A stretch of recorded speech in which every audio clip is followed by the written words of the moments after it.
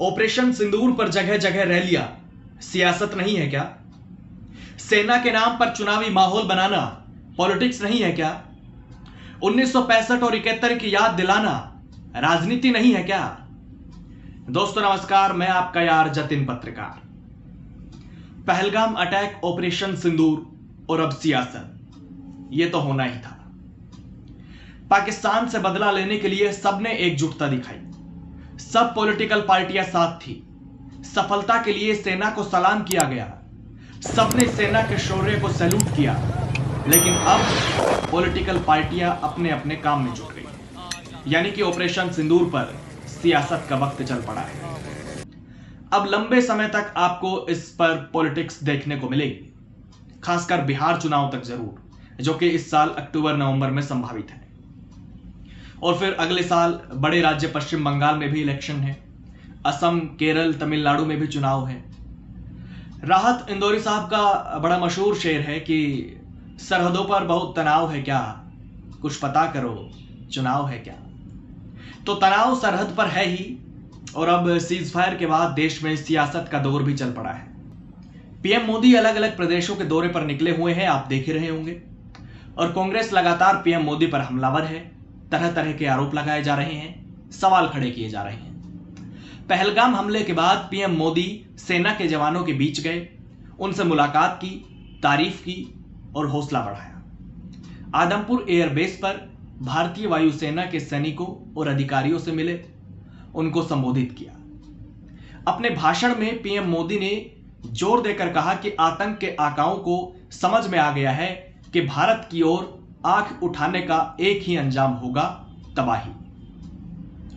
अब पहलगाम हमले का एक महीना जब पूरा हुआ, यानी कि 22 मई को पीएम मोदी ने राजस्थान के बीकानेर में एक जनसभा की थी, आपको याद होगा। यह ऑपरेशन सिंदूर के बाद, यानी कि पाकिस्तान में तबाही मचाने के बाद, करारा जवाब देने के बाद पहली सभा थी। अब बीकानेर चूंकि बॉर्डर एरिया से लगता है, पाकिस्तान की सीमा से लगता है, तो वहां से पाकिस्तान को कड़ा और बड़ा संदेश दिया है। उसके बाद 26 मई को पीएम मोदी अपने गृह राज्य गुजरात के 2 दिवसीय दौरे पर जाते हैं, जहां वो अहमदाबाद, भुज, गांधीनगर तमाम जगहों पर रैलियां, रोड शो करते हैं। इस दौरान ऑपरेशन सिंदूर की झलक दिखती है। पाकिस्तान को फिर से कड़ा संदेश देते हैं और विकास कार्य भी प्रदेश को समर्पित करते हैं, लोगों को संबोधित करते हैं। उसके बाद 29 मई को पीएम का सिक्किम में दौरा प्रस्तावित था, लेकिन कहा जा रहा है कि मौसम खराब होने की वजह से वो वहां नहीं जा सके और वीडियो कॉन्फ्रेंसिंग के जरिए ही जनसभा को संबोधित किया। पाकिस्तान को फिर से कड़ा संदेश दिया। उसके बाद उसी दिन, यानी कि 29 मई को ही पीएम पहुंच जाते हैं पश्चिम बंगाल, जहां उन्होंने फिर से एक रैली की और पाकिस्तान पर जमकर प्रहार किया, जमकर बरसे, ऑपरेशन सिंदूर की झलक और चुनावी माहौल बनाने की कोशिश। ममता सरकार के भ्रष्टाचार और केंद्र की नीतियों का जिक्र, जिस पर बाद में पश्चिम बंगाल की सीएम ममता बनर्जी ने पलटवार भी किया और पीएम पर एक विवादित बयान भी दिया।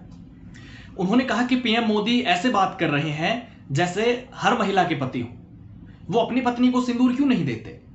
हालांकि मैं इस संबंध में ज्यादा बात नहीं करना चाहती, लेकिन आपने मुझे बोलने के लिए मजबूर कर दिया। सिंदूर का संबंध हर महिला से है, सिंदूर को पवित्र माना जाता है, महिलाएं इसे अपने पति के लिए लगाती हैं। ऑपरेशन सिंदूर को लेकर मैं कोई कमेंट नहीं करना चाहती, हर महिला का सम्मान होता है। उसके बाद पीएम पहुंच जाते हैं बिहार 29 मई की शाम को, जहां उन्होंने पटना एयरपोर्ट के अत्याधुनिक नए टर्मिनल का उद्घाटन किया और रोड शो भी किया। ऑपरेशन सिंदूर की झलक यहां भी दिखी। और अगले दिन 30 मई को बिहार के काराकाट में पीएम ने जनसभा की, विकास कार्यों की बौछार की, लेकिन जनसभा में पीएम का स्वागत कुछ अलग तरह से हुआ। अमूमन पीएम मोदी सीधे मंच पर दिखते हैं, उनका स्वागत मंच पर होता है, जो तमाम नेता खड़े होते हैं वो उनका स्वागत करते हैं। लेकिन यहां पर वो ओपन जीप में आए, लोगों का अभिवादन करते हुए, वो भी लोगों के बीच से। रैली स्थल पर दोनों तरफ बड़ी संख्या में लोग खड़े हुए। और बीच से पीएम मोदी ओपन जीप में धीरे धीरे आगे बढ़ते रहे। जाहिर सी बात है, ऑपरेशन सिंदूर की सफलता से लोग काफी खुश हैं। यहां भी पीएम ने वैसे ही हुंकार भरी जैसे कि पश्चिम बंगाल में। उसके बाद 30 मई को पीएम पहुंचते हैं यूपी के कानपुर में। यहां भी वही माहौल, विकास कार्यों की सौगात, पाकिस्तान को कड़ा संदेश, ऑपरेशन सिंदूर की सफलता का जिक्र। पीएम ने कहा कि दुश्मन कहीं भी हो खत्म कर देंगे। पीएम पहलगाम हमले में मारे गए कानपुर के शुभम द्विवेदी की पत्नी और उनके परिवार के लोगों से भी मिले। उसके बाद पीएम 31 मई को पहुंचे मध्य प्रदेश के भोपाल, जहां महिला सशक्तिकरण पर सम्मेलन आयोजित हुआ। लेकिन यहां भी ऑपरेशन सिंदूर की झलक और वही सब जो पहले की जनसभाओं में हुआ।